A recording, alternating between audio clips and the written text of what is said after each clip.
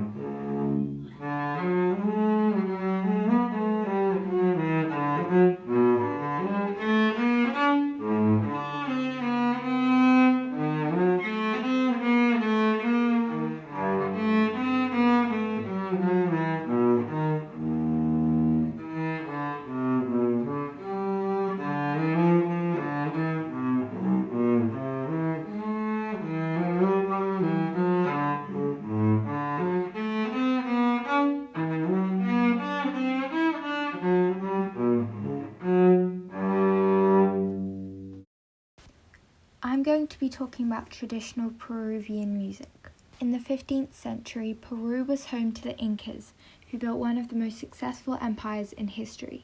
The Incas loved music. They had just one word, meaning music, dancing, and singing, as they viewed the three as very interconnected. Traditional Peruvian music follows a pentatonic scale, and common instruments used include the flute, guitar, charango, a small guitar, which is the national instrument of Peru, antaras, or in Spanish, zaponas, pomayinas, a type of little drums, and an instrument related to a trumpet known as guayaquepas, and the cajon, a percussion instrument developed by African slaves.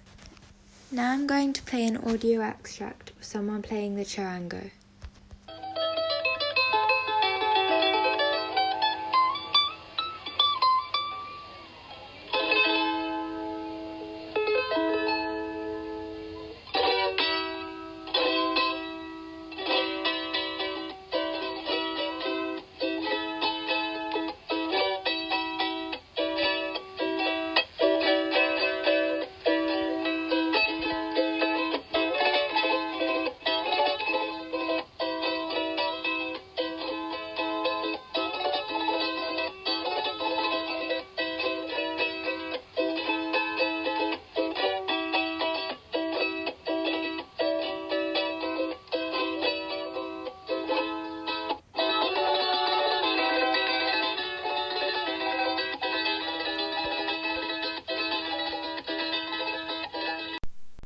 Thank you for listening.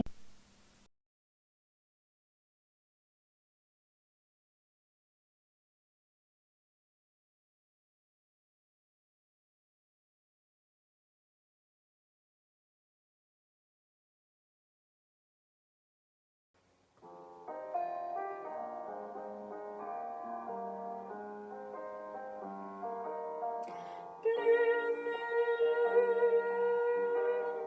you saw me standing alone, without a dream in my heart, without a love of my own. Blue moon, you knew just what I was there for. You heard me saying a prayer for someone I really could care for. And then there suddenly appeared before me the only one my arms would ever hold. I heard somebody whisper, please adore me. And when I looked, the moon had turned to gold. Blue moon, now I'm no longer alone, without a dream in my heart, without a love of my own.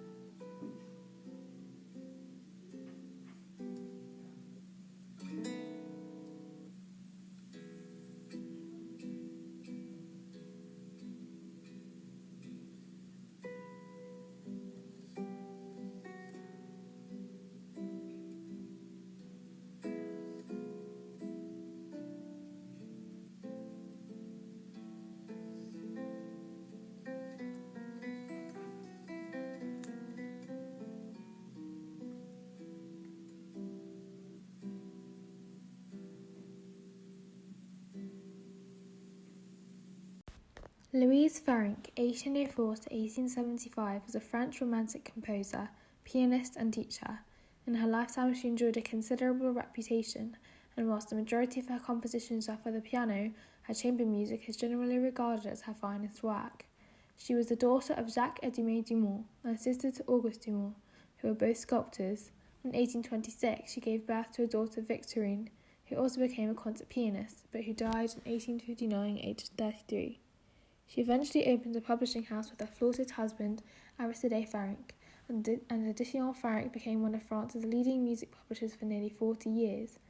Farrenc was a renowned pianist giving concerts throughout France, and her reputation was such that, in 1842, she was appointed to the permanent position of Professor of Piano at the Conservatoire de Paris, a position she held for 30 years, and one which was among the most prestigious in Europe. Besides her teaching and performing career, she also produced and edited an influential book, Le Trésor des Pianistes, about an early music performance style. At first, during the 1820s and 1830s, she composed exclusively for the piano. Several of these pieces drew high praise from critics, including Robert Schumann. In the 1830s, she tried her hand at larger composition for both piano ensemble and orchestra. It was during the 1840s that much of her chamber music was written. Another one of her achievements includes her fight for justice. Varenk was paid less than her male counterparts for nearly a decade, and she fought for equality among men and women. Much of Varenk's music offers a rich romantic style, melodious with occasional chromatism. It contains a beautiful, wistful lyricism for which a cantabile touch will be necessary. Etude in A minor, which is the piece I will be playing, is set in 6/8, commanding a steady tempo. The work feels somewhat similar to Siciliano, a genre popular during the Baroque period. This piece requires a soft, subdued character to gently highlight the melody. Now I will be playing you my piece.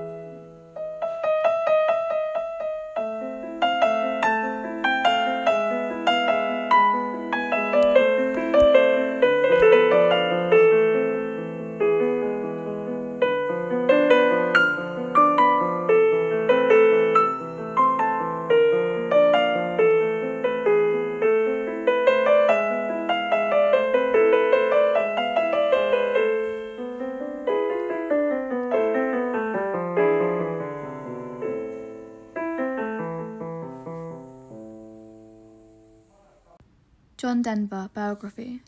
John Denver is one of the world's best known and best loved performers. He earned international acclaim as a songwriter, performer, actor, environmentalist, and humanitarian. Denver's career spanned 4 decades, and his music has outlasted countless musical trends and gained numerous awards and honours. When Denver was younger, he took guitar lessons and joined a boys' choir, which led him at age 20 to pursue his dream of a career in music. In 1963, he moved to Los Angeles to be in the heart of the music scene. He took his stage name from the beautiful capital city of his favourite state, Colorado. Later in life, Denver and his family settled in Aspen, Colorado, and his love for the Rocky Mountains inspired many of his songs. John Denver experienced his first major break in the music industry when he was chosen as lead singer for the Mitchell Trio. 2 years and 3 albums later, Denver had improved his considerable vocal talent and developed his own songwriting style. He gained recognition when his song, Leaving on a Jet Plane, was recorded by Peter, Paul and Mary, becoming their first and only #1 hit. As the Mitchell Trio disbanded, Denver was climbing up the pop charts as a solo act with songs like Take Me Home, Country Roads, Rocky Mountain High, Sunshine on My Shoulders, Annie's Song, Back Home Again, Thank God I'm a Country Boy, and Calypso, solidifying his position as one of the top stars of the 1970s. I'm Melody, and I'm going to be talking about the glass harmonica. The glass harmonica was created by Benjamin Franklin in 1761. Its name derived from the Italian word for harmony.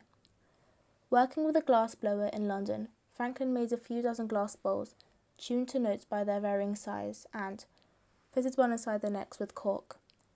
Each bowl was made with the correct size and thickness to give the desired pitch without being filled with any water. Franklin also painted them so that each bowl was colour-coded to a different note. A hole was put through the centre of the glass bowls, and an iron rod ran through the holes. The rod was attached to a wheel, which was turned by a foot pedal. Moistened fingers touched to the edge of the spinning glasses produced the musical sounds. The glass harmonica, which was described as magical, was one of the most celebrated instruments of the 18th century. However, by the 1820s, it was nearly a forgotten instrument. Over the years, some disturbing events began to be associated with the glass harmonica. Some harmonica players became ill and had to stop playing the instrument. They complained of muscle spasms, nervousness, cramps, and dizziness. A few listeners were also subject to the effects, after an incident in Germany where a child died during a performance. The harmonica was actually banned in a few towns. Some people thought that the high-pitched, ethereal tones invoked the spirits of the dead, had magical powers, or drove listeners mad. Others thought that lead from the crystal bowls or paint was absorbed into the musicians' fingers when they touched the glass, causing sickness. No explanation or proof was ever really given to any of these claims. Franklin himself ignored all of the controversy and continued to play the instrument until the end of his life with none of the symptoms mentioned. Today, the glass harmonica is still hanging on thanks to a small group of musicians who are able to play it professionally. Since it is very hard to make, it costs an expense of £30,000. Thank you for listening.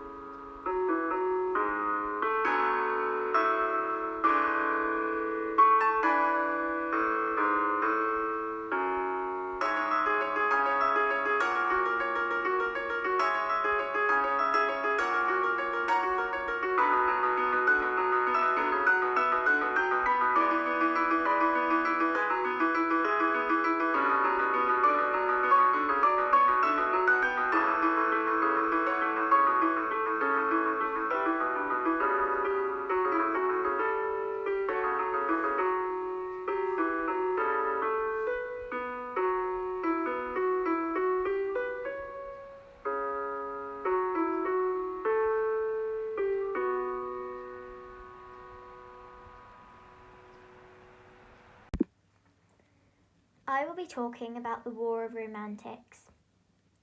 The Romantic era was an artistic, literary, musical and intellectual movement that originated in Europe towards the end of the 18th century. The Romantic era is known for its intense energy and passion. It stuck less to rigid forms and expressed personal emotions. Beethoven is regarded to be the first Romantic composer.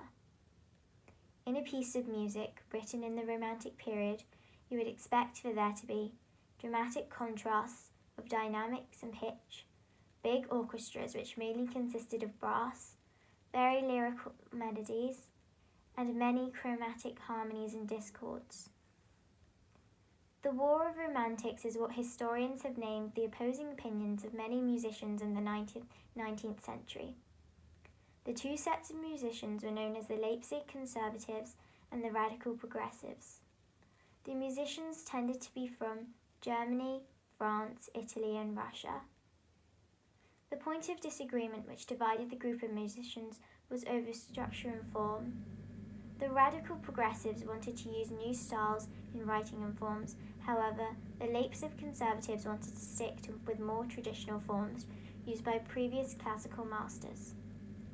The Leipzig conservatives were based in Berlin, and their key members were the composers Johannes Brahms and Clara Schumann. The key figures within the radical progressive side was Franz Liszt and Richard Wagner. They created a formal society within the radical progressives which lasted for a few years, and they published some of their meetings.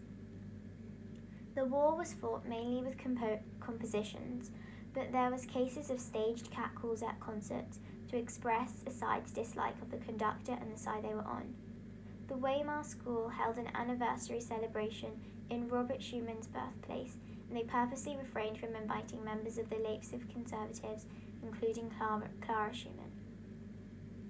Eventually, the hostility between both parties died down, and there was no actual victor to this war.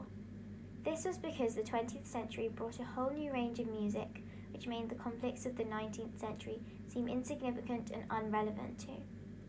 However, the War of Romantics did mark a clear distinction between what was seen as classical music and modern music.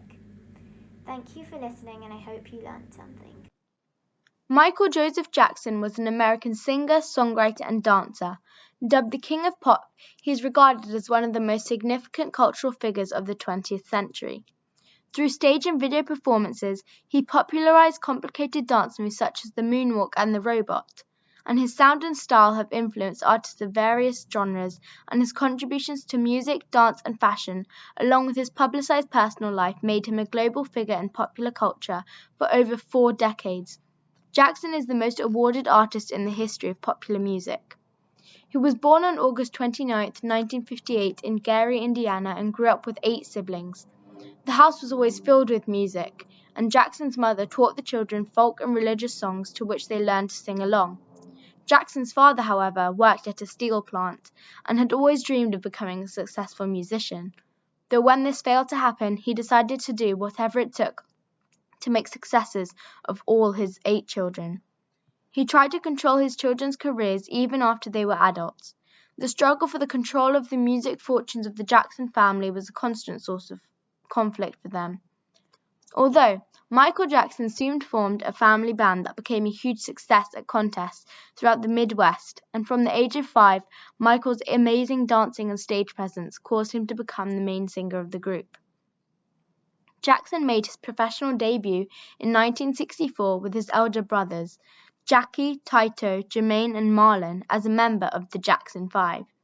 Jackson began his solo career in 1971 while at Motown Records, and rose to solo stardom with his 5th studio album, Off the Wall, during the peak of the disco era. By the early 1980s, Jackson became a dominant figure in popular music. His music videos were credited with breaking racial barriers and transforming the medium into an art form and promotional tool.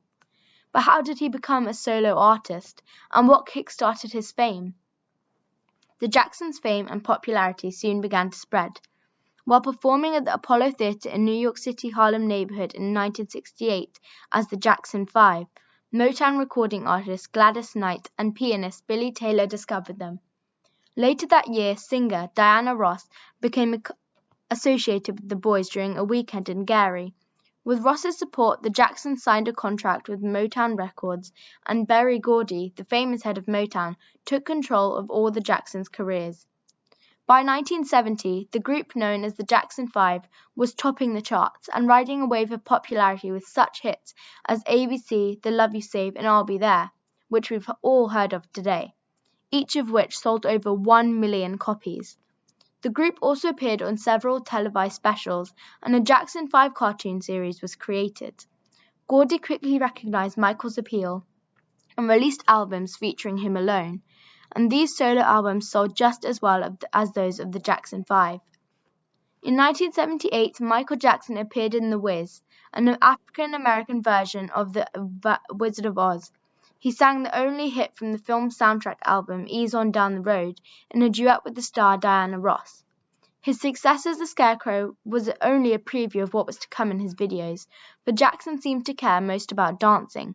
Therefore, he started to make videos of him dancing and singing that became extremely popular, and to this day, his fans still imitate them and learn his dance moves, especially the moonwalk. Jackson then met producer Quincy Jones, and they worked together on Jackson's 1979 album Off the Wall, which eventually sold 10 million copies and earned critical praise.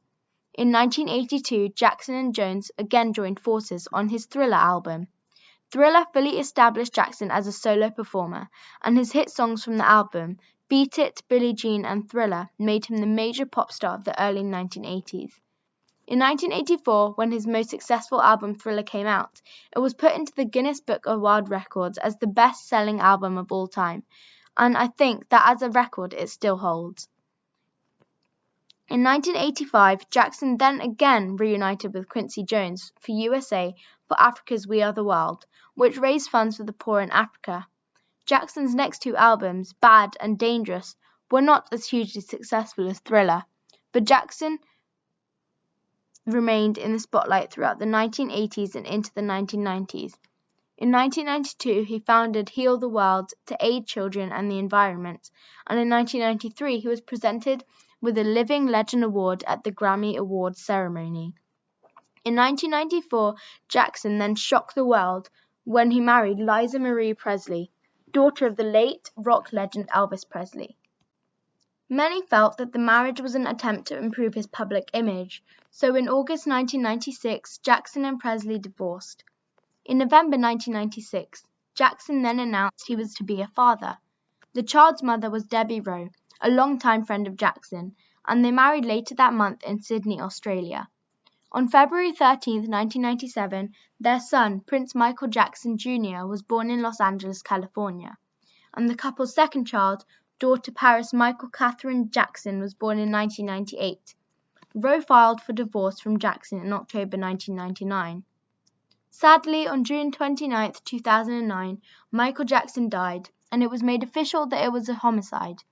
Jackson died from drug overdose and cardiac arrest in his Los Angeles home in California, and although he died at the young age of 50, he will always be recognized as one of the most influential pop artists in history. Thank you for listening. Today I am going to be talking about pop music. Pop music is the genre of popular music that produces the most hits. Songs that become hits almost always share certain features that are sometimes called the pop music formula. They have a good rhythm, a catchy melody, and are easy to remember and sing along to. Pop music has evolved throughout the decades. It began in the US in the 1930s with a lively new music called swing. Bing Crosby and Frank Sinatra sang with big swing bands and later became solo stars.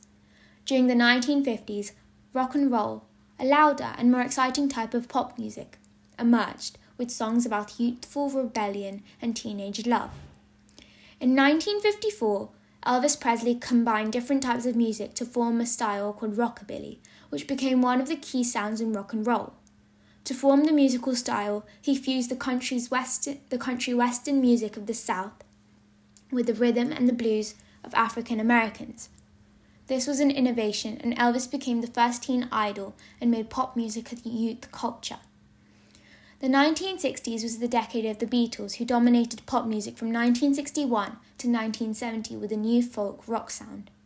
The Beatles changed music as we know it by experimenting with different types of genres of music and with instruments and encouraging other groups to do the same. During the 1970s, new genres of music started to appear. Soft rock was extremely popular in the 1970s. Disco also emerged during this time. Records were created especially for discos, and record companies churned out tunes that became huge hits on the dance floor. In the 1980s, Michael Jackson's Thriller started the trend for using video as promotion, and the influence of MTV meant that the video became as important as the song itself. From the late 80s and into the 21st century, other musical styles appeared, such as grunge, R&B, rap, and hip-hop. Bands such as Take That and the Spice Girls appeared and had taken feminism from the fringes of popular music to a global audience. Today, we see that pop music has gone from primarily groups and bands to more solo artists to collaborations between different artists across genres, generations, and races. This type of collaboration is a huge trend in music today and will continue to evolve in the future. Thank you for listening. The life of Mozart. Mozart composed music in several genres, including opera and symphony. Overall, Mozart composed more than 600 pieces of music. Today he is widely considered one of the greatest composers in the history of Western music.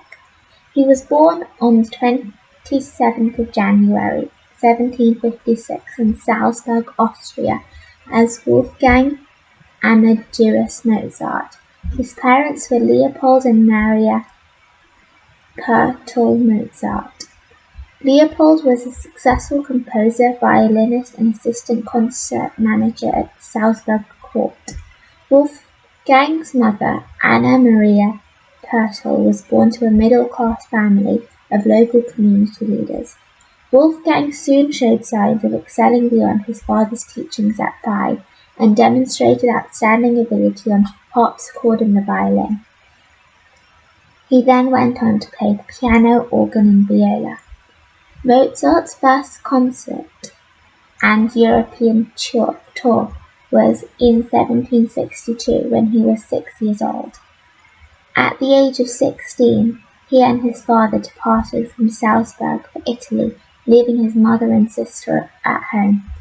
Whilst in Rome, Mozart heard Gregoria Allegri's Miserere performance once in Sistine Chapel.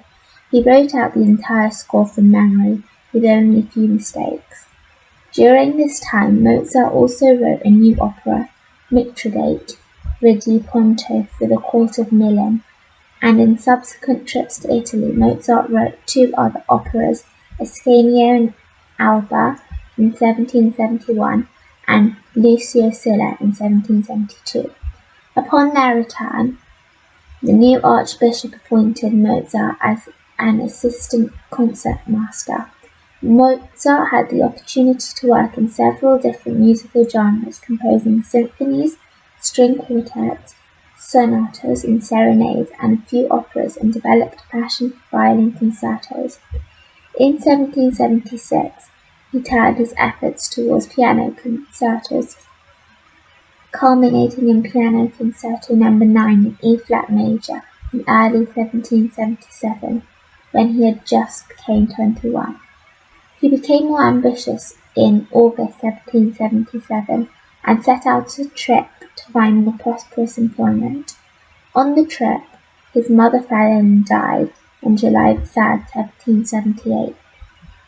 Mozart decided to settle in Vienna as a freelance performer and composer, and lived with his friends at the home of Fridolin Weber, and began writing an opera called The Abduction from the Seraglio. On his stay, he fell in love with Constance, Fridolin Weber's daughter. They married on August 4, 1782, and had 6 children, though only 2 survived infancy, Carl Thomas and Franz Xaver. They lived an extravagant lifestyle, but by the mid-1780s it was beginning to take its toll and they fell into financial difficulties. He finally died on the 5th of December 1791 from acute miliary fever. Ludwig van Beethoven was a German pianist and composer widely considered to be one of the greatest musical geniuses of all time. His innovative compositions combined vocals and instruments, widening the scope of sonata, symphony, concerto, and quartet. He is a crucial transitional figure connecting the classical and romantic ages of Western music. Beethoven's personal life was marked by a struggle against deafness, and some of his most important works were composed during the last 10 years of his life, when he was quite unable to hear. Beethoven was born on or about December 16, 1770, in the city of Bonn. Although his exact date of birth is uncertain, Beethoven was baptized in December 17, 1770. As a matter of law and custom, babies at the time were baptized within 24 hours of birth, so December 16th is his most likely birth date. Beethoven had two younger brothers who survived into adulthood. Beethoven's mother was a slender, gentle, and deeply moralistic woman. His father was a mediocre court singer, better known for his alcoholism than any musical ability. However, Beethoven's grandfather, godfather, and namesake was Bonn's most prosperous and eminent musician, a source of endless pride for young Beethoven. Sometime between the births of his two younger brothers, Beethoven's father began teaching him music with an extraordinary rigor and brutality that affected him for the rest of his life. Neighbours provided accounts of the small boy weeping while he played for the clavier, standing atop a footstool to reach the keys, his father beating him for each hesitation or mistake. Whether in spite of or because of his father's methods, Beethoven was a prodigiously talented musician from his earliest days. When the Holy Roman Emperor Joseph II died in 1790, a 19-year-old Beethoven received the immense honour of composing a musical memorial in his honour. For reasons that remain unclear, Beethoven's compositions were never performed, and most assumed the young musician had proven unequal to the task. However, more than a century later, Brahms discovered that Beethoven had in fact composed a beautiful and noble piece of music entitled Cantata on the Death of Emperor Joseph II. It is now considered his earliest masterpiece. Over the time of his life, Beethoven wrote 9 symphonies, 32 piano sonatas, 1 opera, 5 piano concertos, and many chamber works, including some groundbreaking string quartets. Some of Beethoven's most famous pieces include Symphony No. 9, Symphony No. 5, Piano Sonata No. 14, Frauleise, and Symphony No. 7. At the same time as Beethoven was composing some of his most immortal works, he was struggling to come to terms with a shocking and terrible fact, one that he tried desperately to conceal: he was going deaf. By the turn of the 19th century, Beethoven struggled to make out the words spoken to him in a conversation. He revealed in a heart-wrenching letter to his friend, "I must confess that I lead a miserable life. For almost 2 years I have ceased to attend any social functions just because I find it impossible to say to people, 'I am deaf.' If I had any other profession, I might be able to cope with my infirmity, but in my profession, it is a terrible handicap." Beethoven died on March 26, 1827, at the age of 56, of post-hepatic cirrhosis of the liver. Scientists analyzing a remaining fragment of Beethoven's skull noticed high levels of lead and hypothesized lead poisoning as a potential cause of death, but that theory has been largely discredited. Beethoven is widely considered one of the greatest, if not the single greatest composer of all time.